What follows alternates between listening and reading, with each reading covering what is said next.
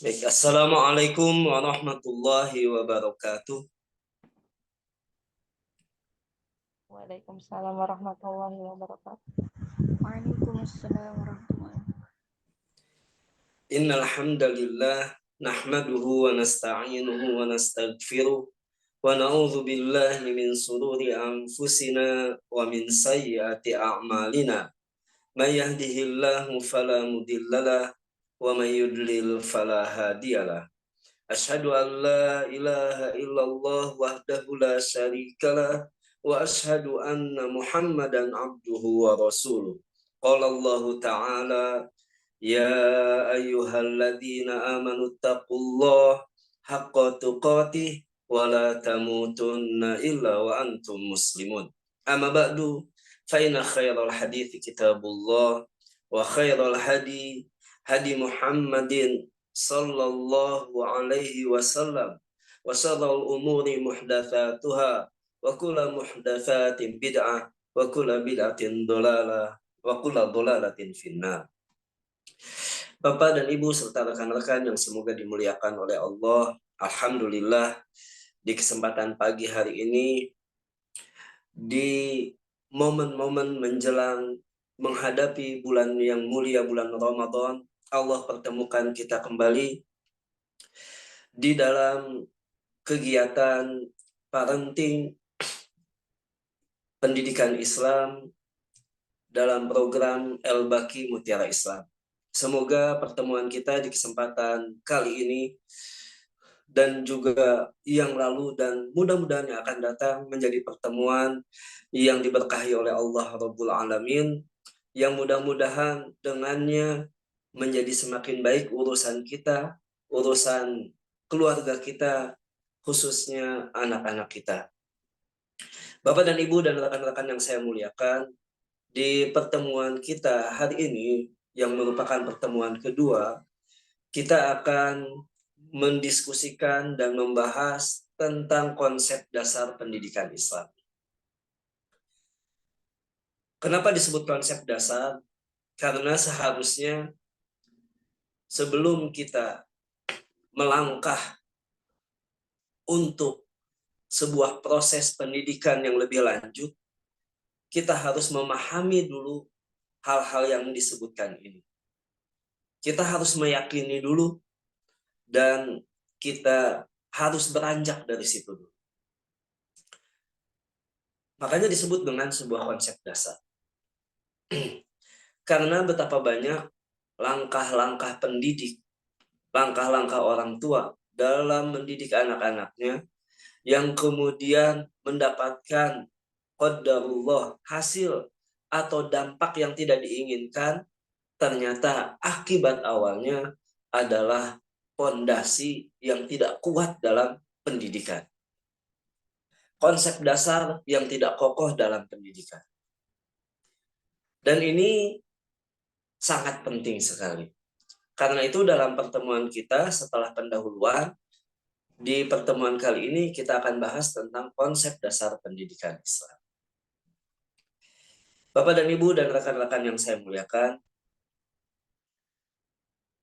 saya ingatkan kembali, pendidikan adalah hal yang sangat penting. Bahkan pendidikan adalah bagian dari ikhtiar, usaha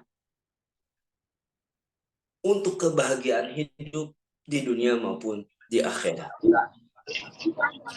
Karena proses pendidikan adalah proses penanaman ilmu. Sedangkan ilmu kita butuhkan sebelum amal dan perbuatan. Seperti yang ditekankan oleh Al-Imam Al-Bukhari rahimahullah ta'ala di dalam kitab sahihnya, bab al-ilmu qabla qawli wal amal. Ilmu sebelum ucapan dan perbuatan. Sebelum kita berbuat, sebelum kita berkata, kita membutuhkan ilmu agar perbuatan dan perkataan kita didasarkan kepada tuntunan ilmu. Sehingga ilmu yang berasal dari Allah Rabbul Alamin adalah ilmu yang mutlak dibutuhkan. Adapun ilmu-ilmu yang lainnya maka sifatnya pelengkap. Kalaupun ada, maka tidak mengurangi yang sudah ada. Kalaupun tidak ada, maka tidak akan membuat tidak sempurna. Nah, ilmu yang kita bagikan di kesempatan kali ini adalah ilmu yang saya gali bersama para rekan-rekan yang lainnya dengan bimbingan asatidz kita, agar kita berilmu sebelum berucap dan berbuat dalam mendidik diri kita, mendidik anak-anak kita, dan mendidik lingkungan kita. Nah, apa saja sebenarnya konsep dasar pendidikan Islam ini? Kita mulai dari potensi fitrah terlebih dahulu. Sebagai manusia, kita Allah berikan potensi. Potensi fisik, kita adalah makhluk yang Allah ciptakan dalam bentuk yang sebaik-baik. Sebagaimana yang Allah firmankan dalam ayat yang tentu saja dihafal oleh banyak kaum muslimin, laqad khalaqnal insana fi ahsani taqwim. Tetapi yang lebih urgent dari situ, sebetulnya ada potensi lain yang sangat erat kaitannya dengan pendidikan dan kebaikan dalam pendidikan. Potensi itu adalah potensi fitrah.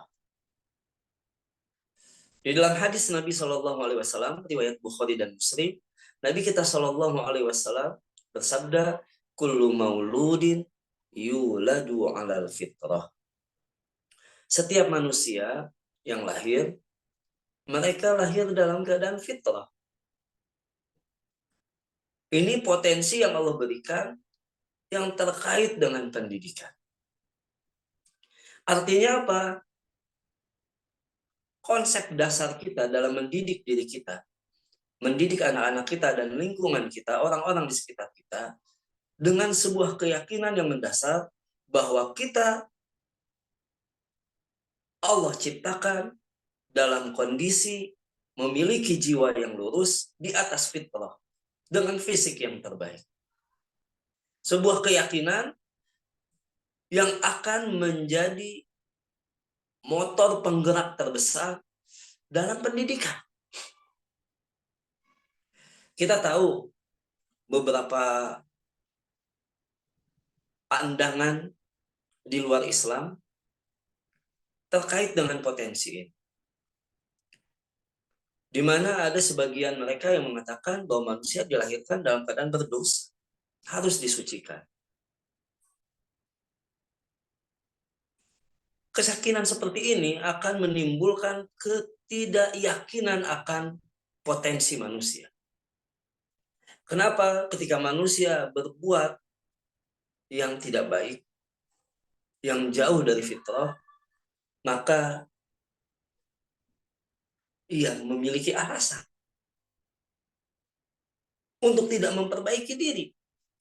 Atau ada hal yang membuat dia tidak bisa optimal mengembalikan dirinya kepada kebaikan. Kenapa? Karena dia merasa memang dilahirkan dalam keadaan berdosa, dalam keadaan kotor. Bisa jadi ketika dibersihkan kurang bersih, sehingga kalau kotor ya wajar. Kalau kembali lagi ke kotor, ya wajar, karena sebelumnya juga kotor. Tetapi konsep dasar Islam menyebutkan bahwa manusia seluruhnya Allah karuniakan kepada orang tuanya dalam keadaan fitrah, dalam keadaan bersih, dalam keadaan Islam, dalam keadaan lurus. Sehingga kita memiliki keyakinan dalam pendidikan, baik ketika mendidik diri kita maupun mendidik anak-anak kita atau orang-orang yang ada di sekitar kita, lingkungan kita, kita memiliki keyakinan bahwa kita berasal dari fitrah dan kita bisa menjaga fitrah kita. Dan kalaupun kita, anak kita, atau orang-orang yang ada di sekitar kita sudah menyimpang dari fitrahnya, maka insya Allah bisa kembali lagi di atas fitrah.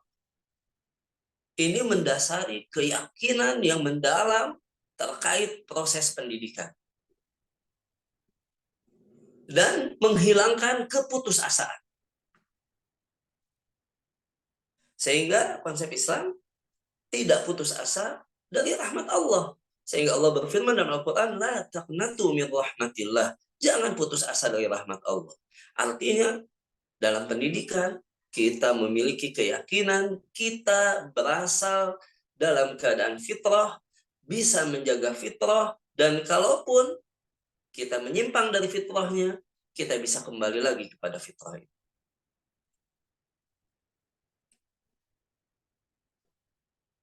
Sehingga di dalam ayat surah Ar-Rum, Allah memerintahkan kita, faqim wajhaka lid-dini hanifa fitratallah.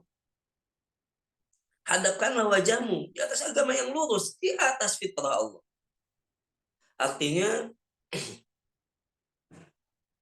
kita memang dilahirkan dalam keadaan fitrah, dalam keadaan Islam, dalam keadaan lurus.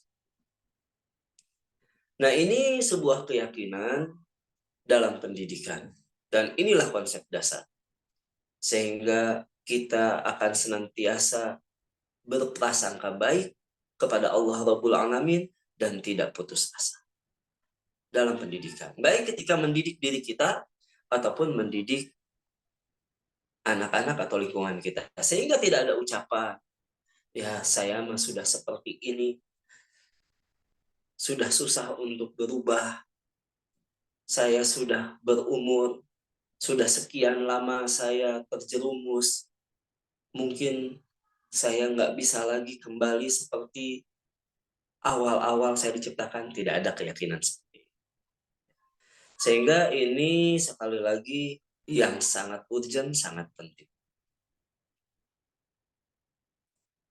Baik, saya lanjutkan yang berikutnya. Hadis tadi juga mengandung konsep dasar pendidikan yang lain. Karena hadis tentang fitrah ini, kelanjutannya menunjukkan siapa yang memiliki peranan paling besar dalam menjaga fitrah. Siapa yang memiliki ikhtiar yang harus optimal dalam menjaga fitrah itu.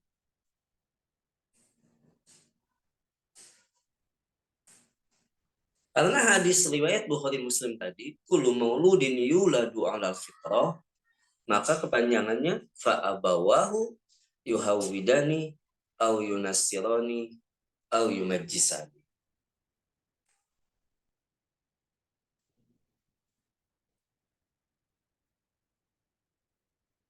Setiap manusia lahir dan mereka lahir dalam keadaan fitrah, tetapi kedua orang tuanya lah yang menjadikannya Yahudi atau Nasrani atau bahkan menjadi Majusi penyembah api.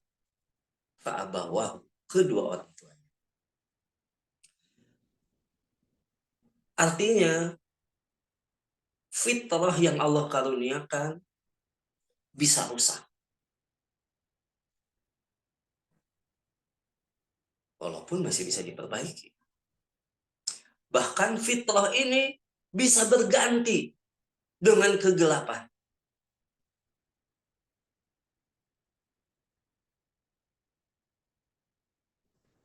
Apa yang harus kita jaga supaya fitrah ini tidak rusak?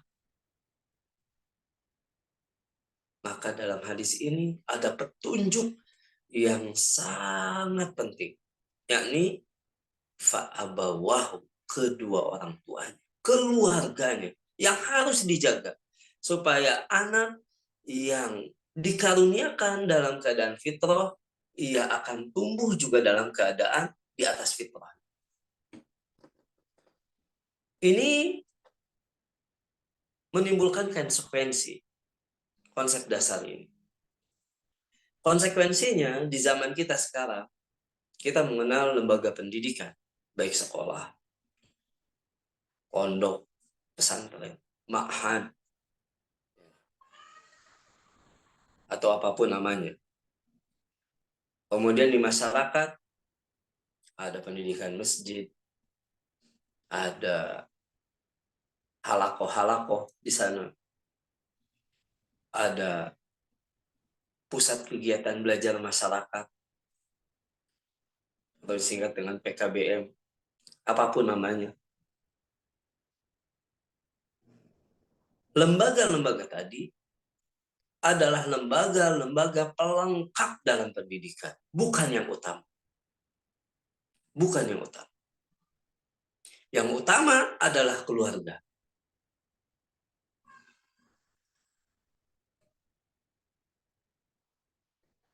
Menyerahkan fungsi pendidikan sepenuhnya di luar keluarga bukanlah tindakan yang bijak.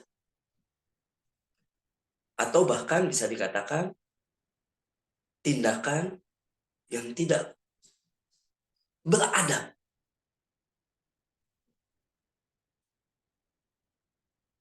Kenapa? Karena keluarga adalah yang utama. Tanpa pendidikan yang lain, ketika keluarga telah menjalankan fungsinya secara utuh dalam masalah pendidikan, di atas ilmu, di atas petunjuk dari Nabi SAW, berdasarkan wahyu dari Allah Rabbul Alamin, maka sebetulnya pendidikan sudah cukup. Kalau seandainya tidak ada pendidikan yang lain. Tetapi kalau pendidikan diserahkan kepada lembaga yang lain dan melupakan pendidikan dalam keluarga, maka akan melahirkan naudzubillahi min dzalik orang-orang yang goncang kepribadian. Kalau dalam istilah agama sering disebut juga mungkin orang-orang munafik.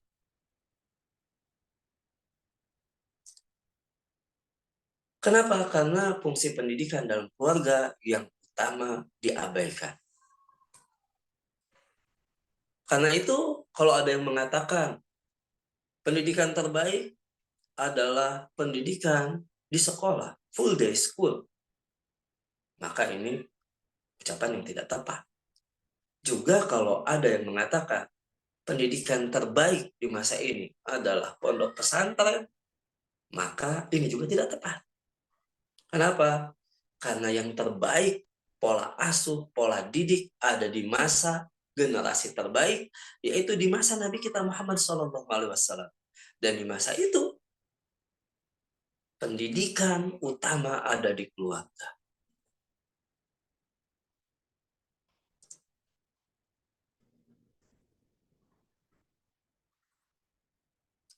Melupakan pendidikan keluarga, kita melihat anak bisa tampil soleh di sekolah, bisa tampil soleh, soleha di pondok pesantren atau di PKBM.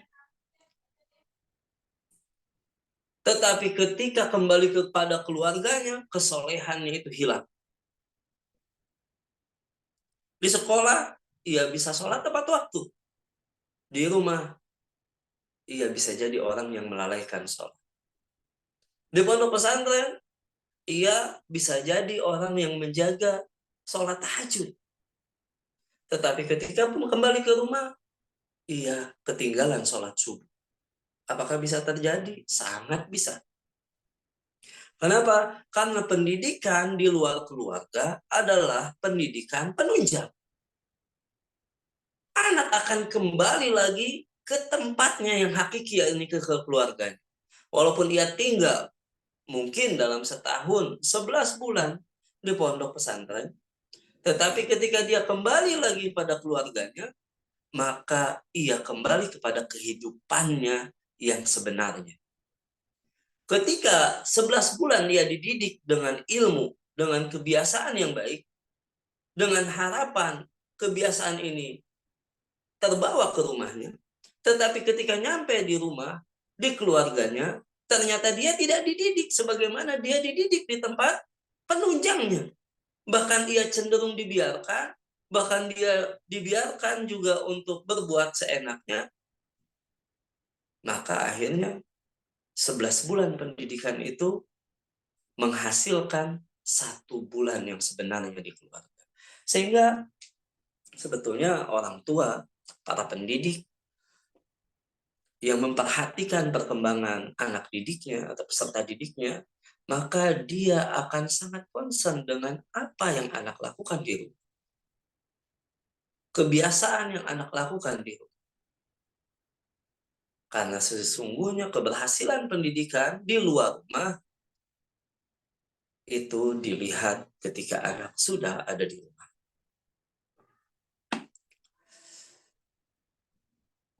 Karena itulah keluarga pendidikan yang terbaik. Dengan sebab keluarga pula, anak fitrah ini bisa menjadi Yahudi, bisa menjadi Majusi, penyembah api sekalipun, atau Nasrani. Kenapa? Dengan sebab keluarganya. Bisa jadi memang ada faktor-faktor lain yang mempengaruhi, tetapi faktor utamanya tetap keluarga. Sebagaimana yang terjadi dengan keluarga muslim ketika anaknya naudzubillah min dzalik murtad.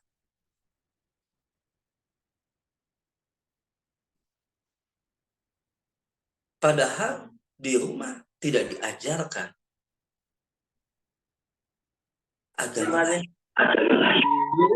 Anak-anak dibiarkan keluar rumah, tetapi di luar rumah ia mengenal ajaran-ajaran agama lain. Bahkan naudzubillah min dzalik ada sebagian keluarga muslim menyekolahkan anak di sekolah non muslim dengan alasan yang dia pelajari di sana ilmu pengetahuan umum. Tetapi dia tidak menyadari bahwa ada hal-hal yang pasti diajarkan terkait dengan agama yang lain di luar sana, apalagi di tempat memang yang diajarkan agama lain. Kalaupun tidak masuk ke dalam kurikulum yang hakiki, masuk ke dalam hidden kurikulum, maka siapa yang menyebabkan anak ini murtad? Lembaga pendidikannya, tetapi keluarganya yang mengirim dia ke sana, yang mengizinkan dia belajar di sana. Atau satu keluarga muslim yang tinggal di masyarakat yang non muslim, lalu kemudian anaknya terpengaruh oleh masyarakatnya, maka yang salah bukanlah masyarakatnya, tetapi kenapa keluarga muslim itu tinggal di masyarakat yang non muslim, sehingga kembali tanggung jawab utama fa'abawahu kepada keluarganya, kepada ayah ibunya. Inilah lembaga pendidikan yang utama. Sehingga kalau kita meyakini konsep dasar pendidikan ini, maka kita akan menyibukkan bagaimana kita mendidik keluarga kita supaya berada di atas nilai-nilai yang Allah ridhoi, dibandingkan bagaimana kita mengirim anak ke lembaga pendidikan yang sesuai dengan yang Allah ridhoi. Dua-duanya baik. Tetapi yang paling utama bagi mereka yang memahami konsep dasar pendidikan, yakni bagaimana mendidik keluarga, bukan mendidik anak. Karena kalau anaknya saja yang dididik, lalu dia kembali kepada keluarganya yang tidak terdidik, maka anak yang terdidik ini akan dipengaruhi oleh keluarganya yang tidak terdidik.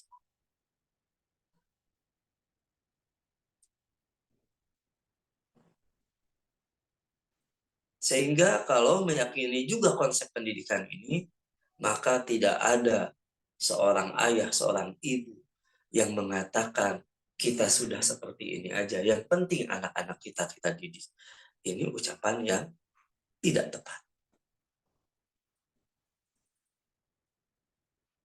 Atau ucapan yang lebih spesifik, cukup anak saya yang menghafalkan Al-Quran. Kalau kita sudah tidak sanggup lagi menghafalkan Al-Quran, ini ucapan yang tidak tepat. Karena yang dibutuhkan semuanya mendidik diri sendiri dalam keluarga.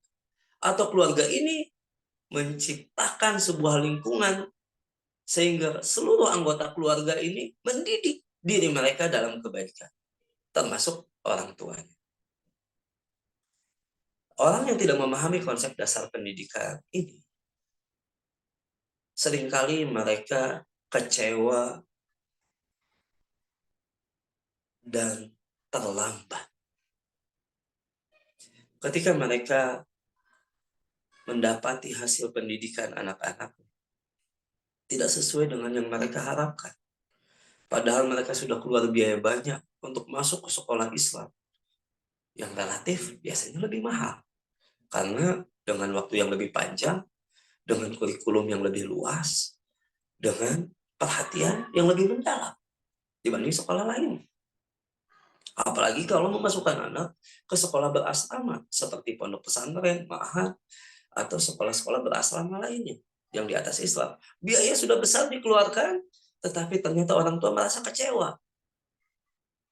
Kenapa di rumah akhlak dan adab anaknya jauh dari nilai-nilai agama? Orang tua nggak menyadari karena sebetulnya ada lembaga yang utama yang terabaikan dalam pendidikan, yakni keluarga. Sehingga pendidikan anak-anak di luar sana ketika kembali ke keluarganya menjadi kurang bermakna. Bahkan bisa jadi kehilangan pengaruhnya. Ini konsep yang kedua. Karena waktu kita tidak panjang, sehingga saya hanya memberikan pendahuluan garis besar.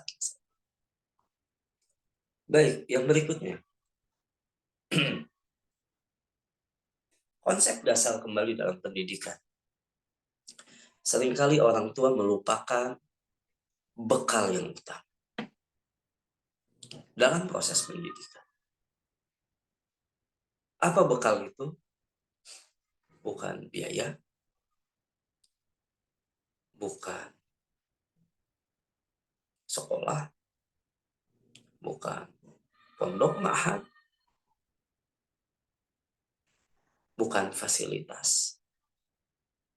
Bekal utama pendidikan yang sangat mendasar adalah doa.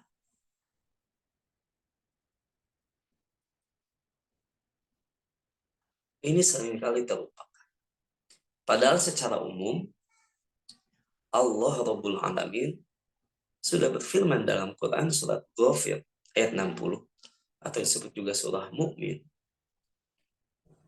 Allah berfirman, wa qala rabbukum ud'uni astajib lakum. Innal ladzina yastakbiruna an ibadati sayadkhuluna jahannama dakhirin. Dan Rabbmu berfirman, berdoalah kepadaku. Allah meminta, bahkan memerintahkan kita untuk berdoa, memohon kepada. Bahkan tidak cukup dengan memerintahkan, Allah mengancam. Innal ladzina yastakbiruna an ibadati, sesungguhnya orang-orang yang istikbar. Istikbar kita tahu salah satu bentuk dari syirik besar.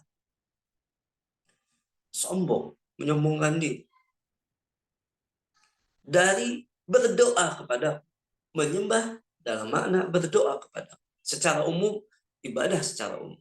Tetapi secara khusus, sesuai konteks ayat, mereka yang sombong dari berdoa kepadaku. Saya dukhuluna jahannam dakhirin. Akan masuk ke dalam neraka jahanam dalam keadaan hina dina. Hina. Bukan sekedar masuk neraka jahanam, tapi hina. Kaitan dalam konsep dasar pendidikan, seringkali orang tua berikhtiar secara optimal, mengeluarkan biaya secara optimal untuk pendidikan anak-anak. Bahkan mereka mengeluarkan biaya yang sangat besar untuk fasilitas anak-anaknya agar pendidikan mereka berjalan dengan baik dan lancar. Tetapi dalam masalah doa, ala kadar.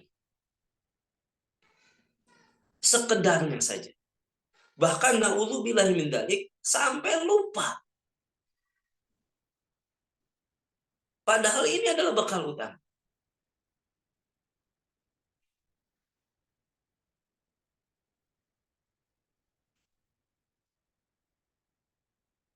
Padahal yang menentukan kebaikan dan keburukan untuk anaknya bukanlah lembaga pendidikan, bukanlah masyarakat. Yang menentukan baik buruknya anak kita adalah Rabbul Alamin. Bukankah Allah yang telah mentakdirkan, yang mengatur alam semesta? Alam semesta saja sudah di Allah atur, apalagi anak kita. Bagian yang sangat kecil dari alam semesta. Allah lah pemelihara alam semesta. Apalagi anak-anak kita. Bagian yang sangat kecil dari alam semesta.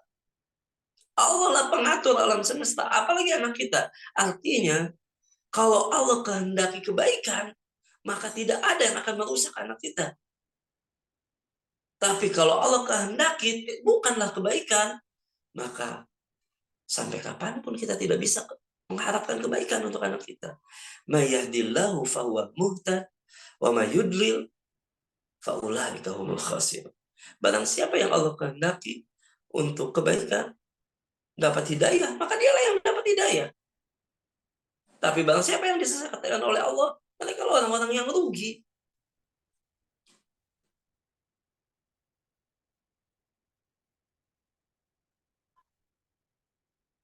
Atau seperti dalam khutbah hajah yang diajarkan oleh Nabi kita Shallallahu Alaihi Wasallam.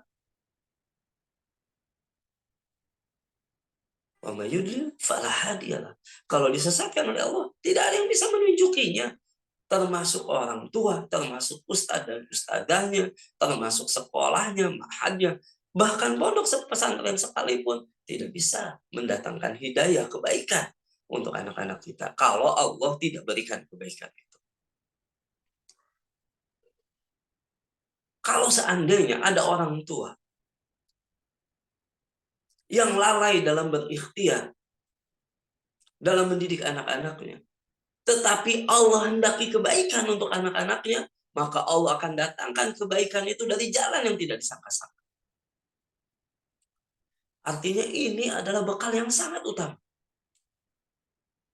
Sebelum kita berupaya mendidik anak-anak kita. Sehingga kita lihat tuntunan dari para nabi dalam mendidik anak-anaknya, mereka mendahulukan doa daripada ikhtiar. Bahkan mereka mendahulukan doa sebelum punya anak. Sebagaimana doa Nabi Ibrahim, Rabbi habli minas solihin. Seperti yang Allah ceritakan dalam Quran surat Saffat. Wa qala inni dzahibun ila rabbi sayahdin. Rabbi habli minas solihin. Padahal di saat itu Nabi Ibrahim sudah tua renta dan belum punya anak. Tetapi doa yang senantiasa beliau panjatkan, Rabbi habli minas solihin. Ya Allah, wahai Rabbku, karuniakanlah kepadaku anak-anak yang soleh. Artinya, sebelum memiliki anak, bekal utama ini sudah kita jalankan. Apalagi kalau kita sudah Allah karuniakan anak. Apalagi kalau Allah jadikan kita sebagai seorang pendidik, entah itu di sekolah, entah di pondok pesantren, termasuk pendidik di rumah orang tuanya, kita sudah memiliki peserta didik, anak-anak didik. Maka lebih butuh lagi kita dengan pertolongan dari Allah. Kita belum punya anak saja, kita masih meminta kepada Allah dan butuh pertolongan Allah, apalagi kalau sudah punya anak, apalagi kalau sudah jadi pendidik. Maka guru-guru di sekolah yang begitu perhatian dalam mengusahakan kebaikan untuk anak-anaknya, mendidik sepenuh hatinya, bahkan memikirkan anak-anak didiknya walaupun dia sudah pulang ke rumahnya, tetapi tidak mendoakan mereka, maka dia sudah kehilangan bekal yang paling utama. Karena ia bisa jadi sudah terjangkiti penyakit yang sangat kronis, yakni istikbar, sombong. Merasa hebat, merasa mampu, merasa bisa dalam memberikan kebaikan kepada anaknya atau anak didiknya, padahal sebetulnya ia lemah. Pada sebenarnya yang mampu dan paling mampu adalah Allah Rabbul Alamin. Tetapi ia lupa meminta kepada Allah. Ia sombong. Merasa hebat dengan ilmunya. Merasa hebat dengan hartanya. Dengan sekolahnya. Dengan kurikulumnya. Dengan programnya. Sehingga malah akhirnya melupakan bekal yang utama.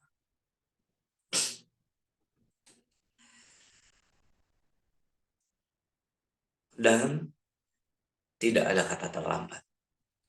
Bagi kita yang sudah melupakan bekal yang utama ini, tidak ada kata terlambat.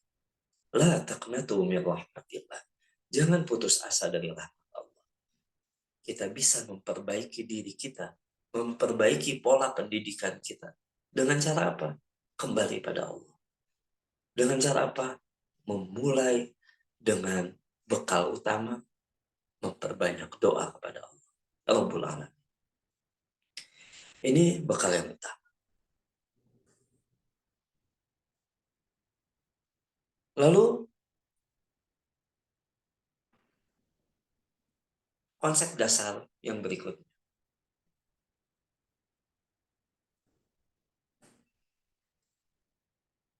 Saya yakin ayat ini sudah banyak dihafal oleh kaum muslimin, oleh kita semua. Di mana Allah berfirman dalam Quran surah Al-Zariyat ayat ke-56, "Wa ma khalaqtul jinna wal insa illa liya'budun." Dan aku tidak menciptakan Allah dan Allah tidak menciptakan manusia dan jin melainkan untuk beribadah kepada kata Allah. Inilah tujuan terpenting dalam segala hal, termasuk dalam pendidikan. Kita mendidik diri kita, mendidik anak-anak kita, mendidik lingkungan kita agar bisa beribadah kepada Allah sesuai dengan yang Allah syariatkan. Itu tujuannya. Itu paling penting dari semua tujuan. Bukan berarti kita tidak boleh punya tujuan lain. Bukan berarti dalam dunia ini kita tidak punya tujuan. Dalam kehidupan ini kita tidak punya cita-cita. Bukan berarti seperti itu. Kita boleh memiliki banyak tujuan antara. Tapi tujuan yang paling penting itu harus mendasari tujuan-tujuan antara.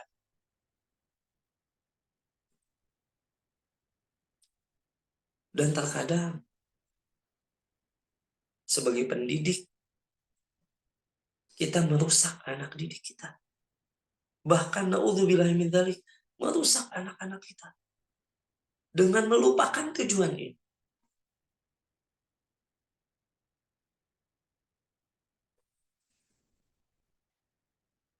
Bahkan merusak tujuannya. Seringkali banyak pendidik atau orang tua mengingatkan anaknya tentang tujuan antara. Selalu diingatkan tujuan antara, sehingga yang teringat oleh anaknya atau peserta didiknya tujuan antaranya, bukan tujuan terpenting. Banyak contoh, di antaranya ada seorang anak yang orang tuanya begitu menginginkan kebaikan.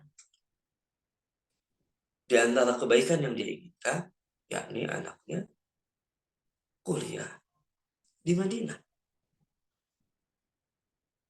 di Universitas Islam Madinah. Apakah ini kebaikan? Insya Allah ini bagian dari kebaikan. Tetapi itu adalah tujuan antara. Bukan tujuan yang terpenting.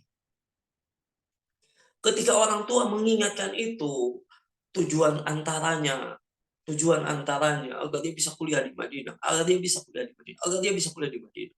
Anaknya pergi sekolah, diingatin belajar sungguh-sungguh supaya engkau nanti bisa kuliah di Madinah. Hafalkan Quran sungguh-sungguh supaya engkau nanti bisa kuliah di Madinah. Sampai anaknya dikirim ke pondok pesantren misalnya atau ke sekolah, disuruh belajar di sana. Sabar di sana. Ingat tujuanmu adalah Madinah.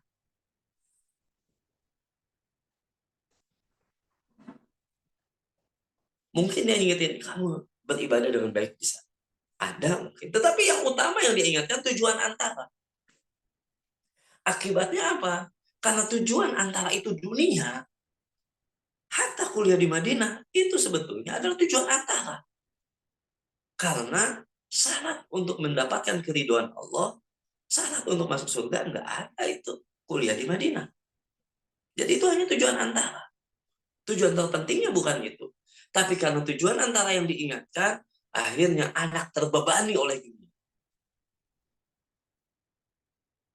Bahkan anak bisa jadi terkena penyakit 3S. Stres, stroke, naudzubillah min dzalik, sampai stop.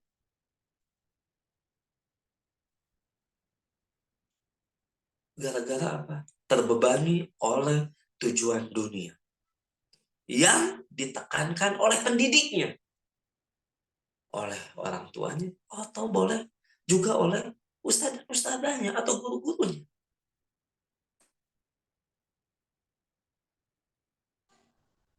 Dan memang rentan. Kalau tujuan antara itu jadi tujuan yang terpenting, rentan anak atau kita sendiri akan mengalami kerusakan dalam diri kita. Tekanan batin. Kenapa? Karena tujuan dunia itu memperdaya. Ketika merasa tujuan dunia itu tujuan utama, lalu kemudian itu tidak tercapai, maka cenderung akan menjatuhkan mental sampai pada derajat stres, stroke, bahkan sampai stop meninggal.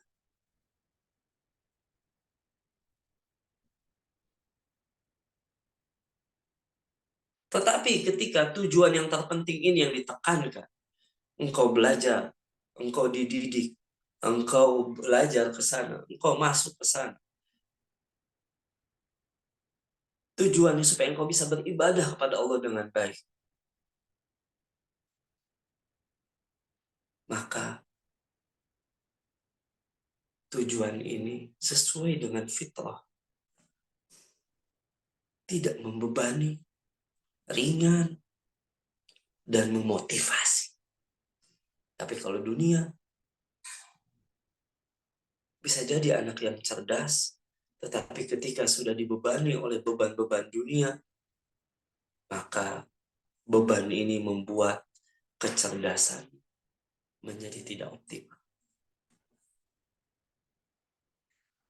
Sehingga kalau kita memahami konsep dasar ini, maka nasihat kita kepada anak-anak kita, kepada peserta didik kita, senantiasa mengingatkan tentang tujuan terpenting.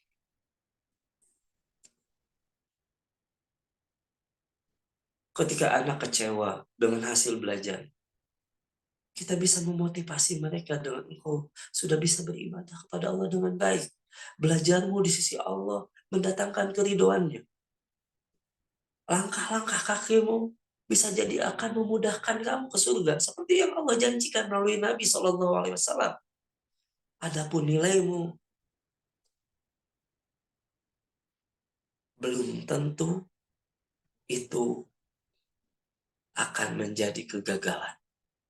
Bisa jadi itu menjadi titik kesuksesan. Ada motivasi. Tetapi kalau motivasinya dunia, apalagi dunia dikaitkan dengan agama, maka seolah-olah ketika anak tidak mendapatkan atau kemungkinannya berkurang mendapatkannya, anak akan mudah mengalami stres. Dan anak Allah lahirkan dalam keadaan fitrah. Mereka sebetulnya dilahirkan dalam keadaan memiliki rasa ingin tahu yang besar. tetapi keinginan mereka, rasa ingin tahu mereka dirusak oleh pendidik-pendidik. Na'udzubillah min dzalik, bahkan oleh orang tua.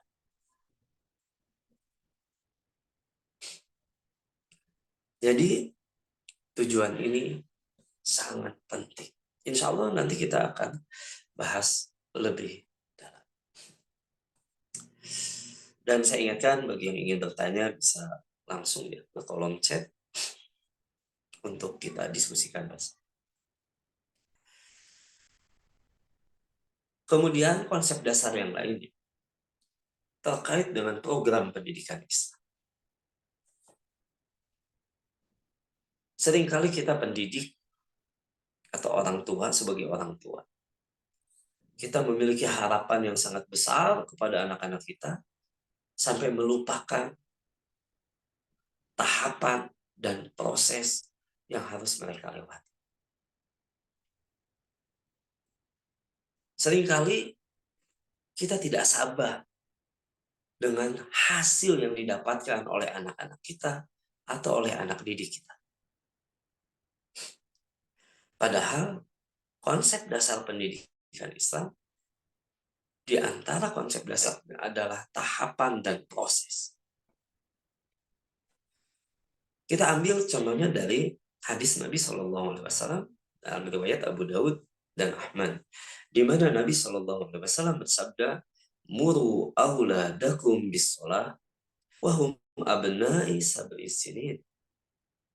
Wadribuhum 'alaiha wa hum abna'u 10 sinin. Wa farriqu bainahum fil madaji." Muru auladakum, perintahkan anak-anak kalian atau didiklah anak-anak kalian. Untuk apa? Bis-shalah, untuk melakukan sholat. Apakah dari umur 2 tahun, dari kecil, ketika anak udah bisa berjalan?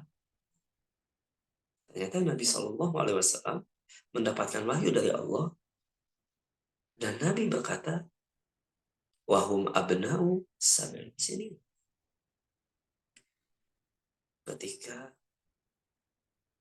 usia mereka 7 tahun, baru diperintahkan untuk sholat. Ketika mereka nggak mau sholat, apakah boleh dihukum? Apakah boleh dipukul? Boleh. Apakah ketika kita menyuruh sekali, 2 kali, 3 kali, anak nggak mau sholat, langsung kita pukul? Tidak. Kenapa? Wadribuhum, kalau mau memukul, anak-anak yang udah disuruh untuk sholat, ternyata nggak mau sholat, kalau mau memukul, wadribuhum 'alaiha wahum abna'u 10 sinin. Ketika umur mereka 10 tahun. Usia mereka 10 tahun. Padahal kita disuruh memerintahkan dari umur 7 tahun. Tapi kalau mau mukul, tunggu umur mereka 10 tahun. Bahkan ada perintah lain, wa farriqu bainahum fil madaji. Pisahkan tempat tidur mereka. Artinya ada tahapan, ada proses. Antara perintah dan hukuman ada tahapan dan ada proses. Dalam hal yang sangat penting dalam pendidikan, dalam hadis ini yaitu sholat. Kita tahu sholat itu awwalu ma yuhasabu bihil abd yaumal qiyamah. Kata Nabi SAW dalam hadis riwayat Muslim, sholat itu adalah amal yang pertama kali akan Allah hisab, Allah hitung pada hari kiamat. Fa in shaluhat faqad aflaha wa anja. Kalau sholatnya baik, dia telah sukses dan beruntung. Wa in naqasat faqad khaba wa khasira. Kalau sholatnya kurang, dia telah rugi dan celaka. Itu sholat. Bahkan al-farqu bainal abdi wa bainal kufri tarku sholah. Dalam hadis riwayat Bukhari, Nabi SAW bersabda, pembeda seorang hamba dengan orang kafir adalah meninggalkan sholat. Bedanya itu. Sehingga sholat itu sangat urgent, sangat penting. Sampai disebut tiang agama. Imaduddin. Tapi walaupun sholat sangat penting, ada tahap dan ada proses dalam mendidikan sholat untuk anak kita. Di antaranya jelas dalam hadis ini perintahkan kalau umurnya 7 tahun. Artinya kalau umurnya belum 7 tahun maka belum layak untuk diperintah.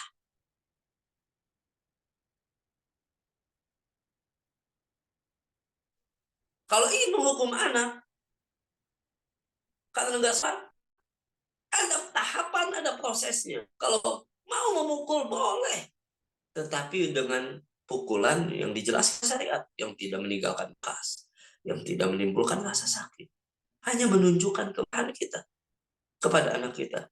Itu pun wahum abn alaiha wahum abnau asarsin. Ketika mereka umurnya sudah 10 tahun. Dalam hal sholat ada proses dalam pendidikan. Kapan diperintah, kapan dihukum, kapan dipukul, dan tahapan dan prosesnya panjang, tidak instan. Antara perintah dan hukuman jaraknya 3 tahun. Dan sebelum disuruh bukan berarti anak dibiarkan. Sebelum umur 7 tahun anak bukan diperintah, tetapi anak diajarkan dan diberikan contoh tentang sholat. Sehingga salah satu syariat dalam sholat, bagian dari pendidikan sholat untuk anak-anak, seorang laki-laki yang sholat ke masjid, sebaik-baik sholat wajib dia di masjid, tapi sebaik-baik sholat sunnah dia di rumah. Di antaranya ibrohnya, yakni sholatnya di rumah adalah bagian dari pendidikan, pembiasaan anak sholat sebelum disuruh sholat. Kalau kita merupakan proses sebelum umur 7 tahun, ujung-ujung umur 7 tahun anak disuruh sholat, padahal tidak ada proses pendidikan, pembiasaan, suri toladan, contoh, maka yang salah bukan anak, tapi pendidik. Juga kalau anak sholat sebelum usianya, lalu kemudian ketika 7 tahun, bahkan 10 tahun, dia malah sholat, bisa jadi juga ada kesalahan dari pendidiknya atau orang tuanya. Ketika mereka tidak bertahap dan berproses mengajarkan sholat.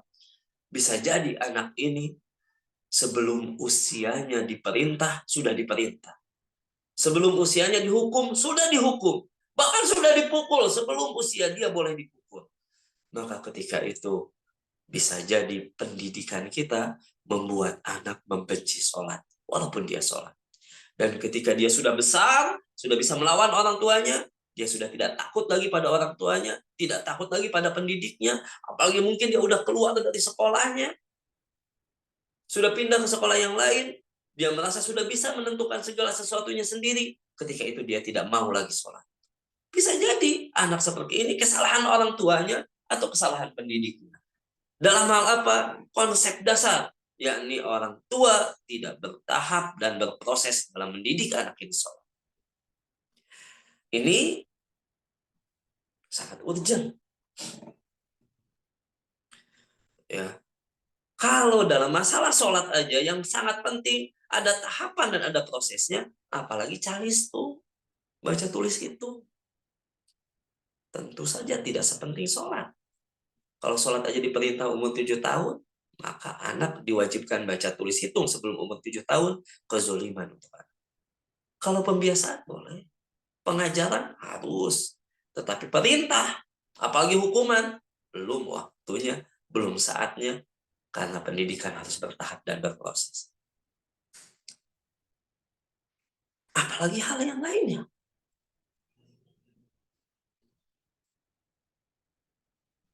Sampai sebagian anak kehilangan masa-masa bermainnya karena terlalu dipus oleh pendidiknya atau oleh orang tua. Sehingga ketika dia besar, dia malah senang main. Karena ketika dia harusnya bermain, orang tua melarang. Orang tuanya membatasi. Orang tuanya melarangnya. Makanya ketika besar, dia doyannya main. Salah siapa? Bisa jadi salah pendidiknya atau salah orang tua. Baik, tinggal beberapa saat lagi waktu kita, saya percepat. Kalau sholat saja itu tahapannya. Adakah yang lebih penting dari sholat? Ada. Adakah yang kurang penting dari sholat? Banyak. Sholat rukun Islam yang kedua.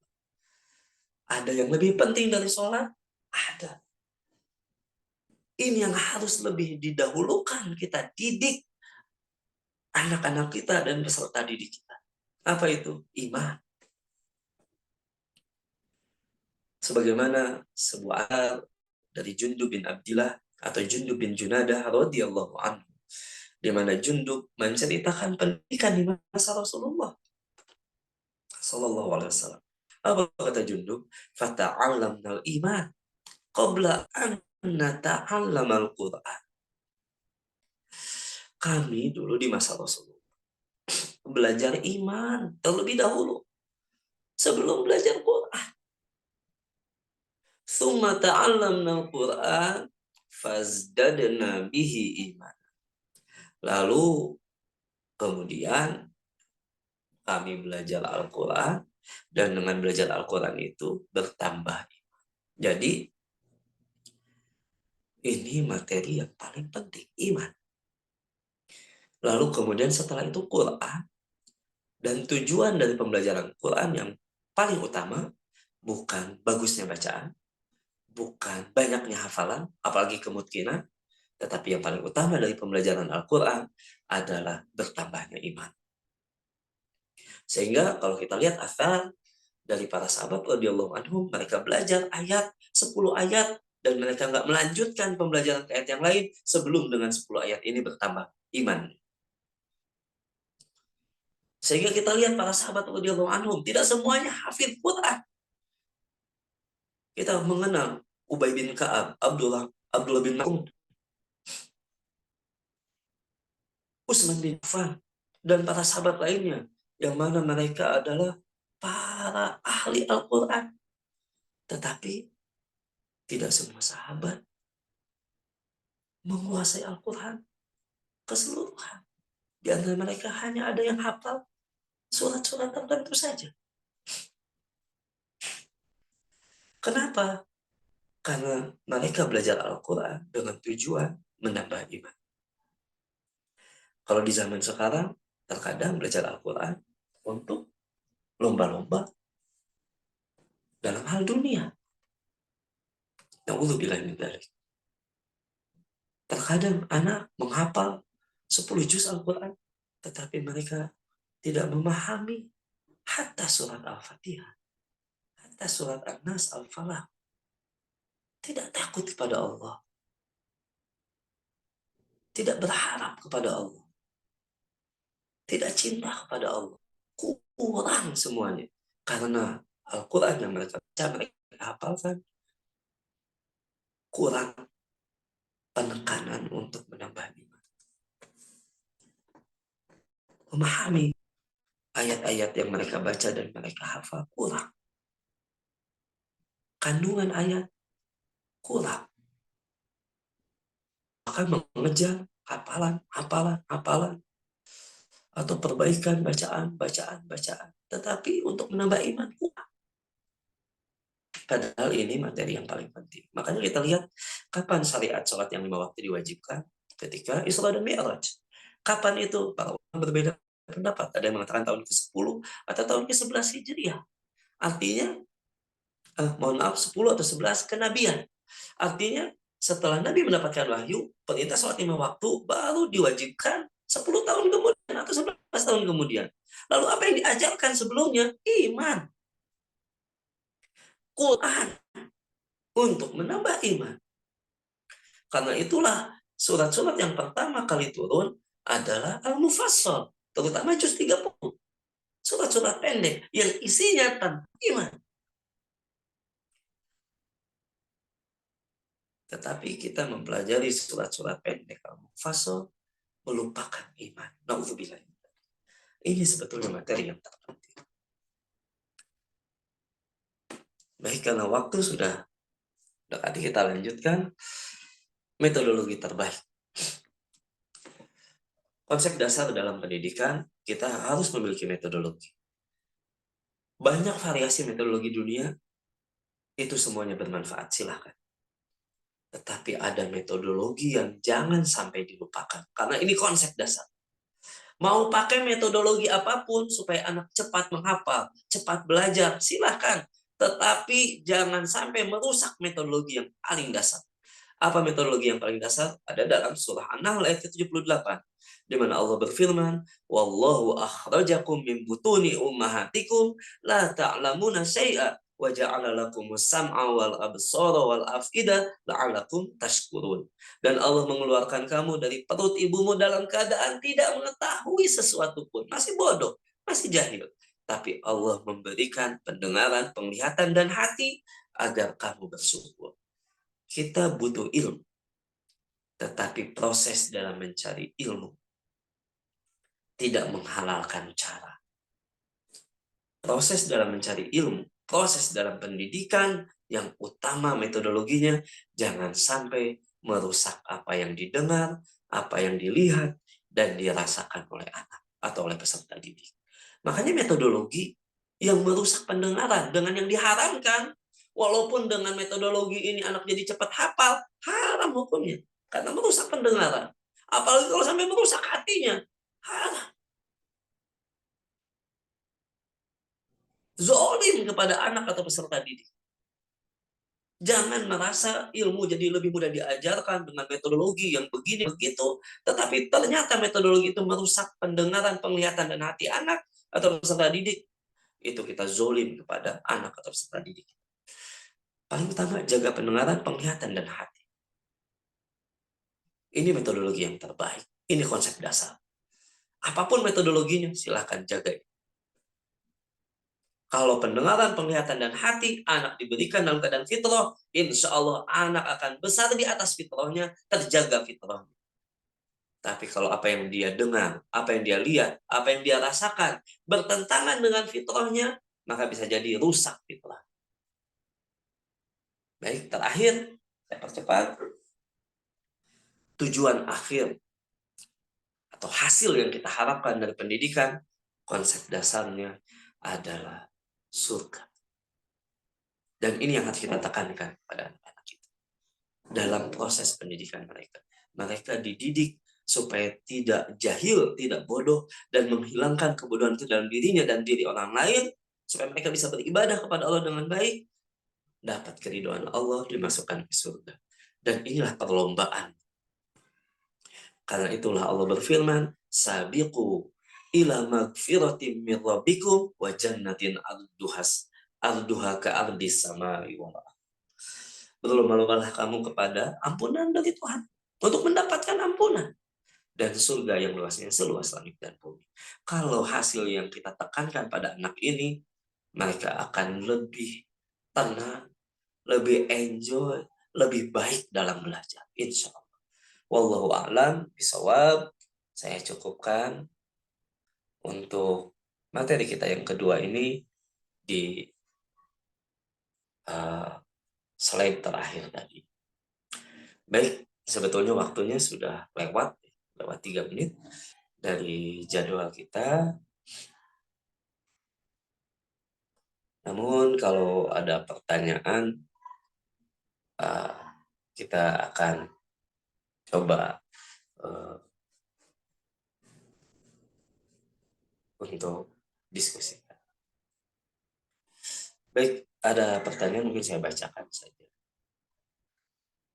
Apakah mengajarkan kosakata berbahasa Arab, kosakata bahasa Arab kepada anak-anak melalui lagu termasuk ke dalam perbuatan merusak pendengaran anak? Iya, lagu. Sebagaimana yang Allah ingatkan, wa minan nasi may yastarilah wal hadithi liyudilla an sabilillah. Di antara manusia ada yang menjadikan lahwal hadits liyudilla an sabilillah, untuk menyesatkan dari jalan Allah. Dan ini asbabul nuzul ayat ini ketika Rasulullah SAW berdakwah, mengajarkan Al-Quran, membacakan Al-Quran untuk membuka pintu hidayah dengan wahyu dari Allah, maka di antara mereka orang-orang kafir Quraisy, di antaranya Al-Harith, mereka menyewa bidu wanita untuk bernyanyi, mengganggu dakwah Rasulullah. Makanya turunlah ayat ini, wa minan nasi may yastari lahwal hadith yudilla an sabilillah. Di antara manusia ada yang menjadikan lahwal hadith untuk menyesatkan dari jalan Allah. Lahwal hadith maknanya adalah nyanyian dan lagu-lagu dan musik. Tetapi memang dijelaskan oleh para asatidz kita, di antaranya yang saya dengar langsung itu dari Ustaz Badrul Salam Hafidhullah, beliau menyebutkan yang dikecualikan yang rojas. Jadi semacam syair-syair yang berirama syair. Tetapi nggak ada suara satu, suara dua, nggak ada suara-suara pengiring, hanya syair, bukan nasib, syair. Dikecualikan. Artinya, apalagi kalau kita misalnya menggunakan lagu-lagu yang kita adaptasi dari lagu-lagu yang tidak baik. Nada-nadanya kita ambil dari lagu yang tidak baik. Anak-anak akan familiar dengan nada-nada itu. Khawatirnya ketika mereka mendengar nada yang sebenarnya terpengaruh oleh syair-syair yang tidak baik. Jadi sebaiknya tinggalkan. Sebaiknya tinggalkan. Wallahu a'lam.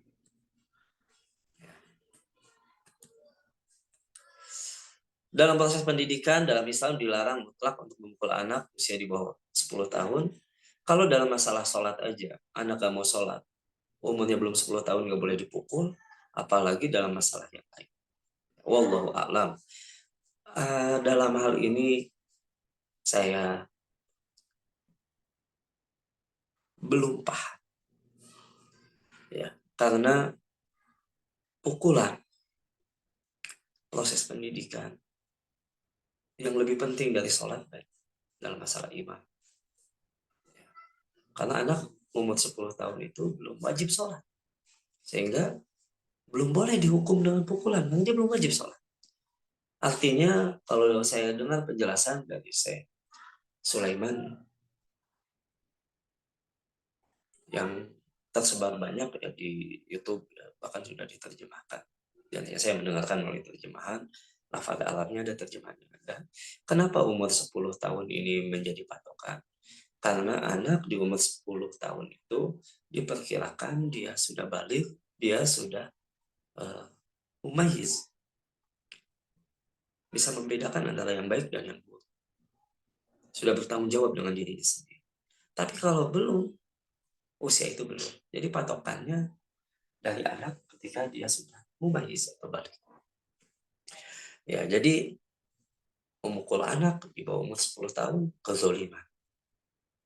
Karena dia belum bersalah, belum berdosa.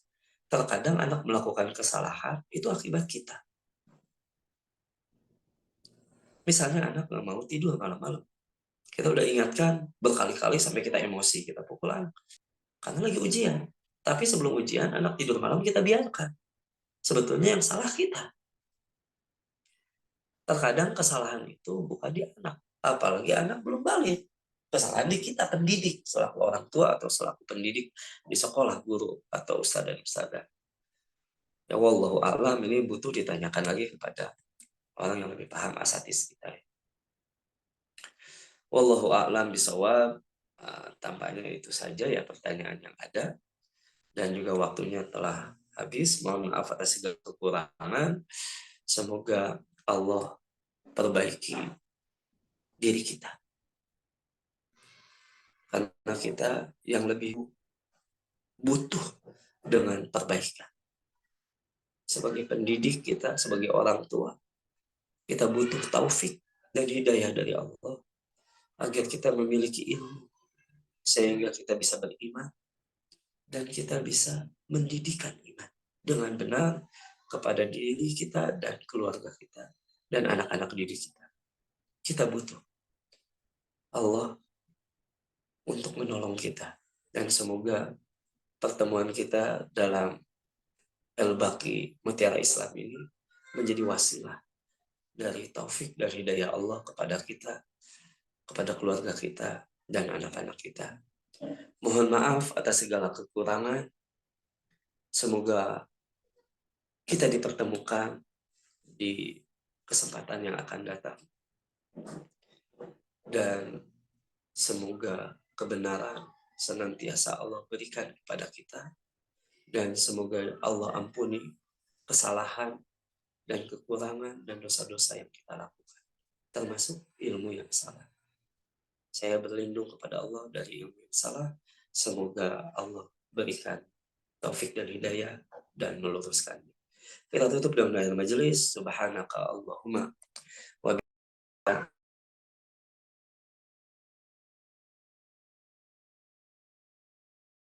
khairan.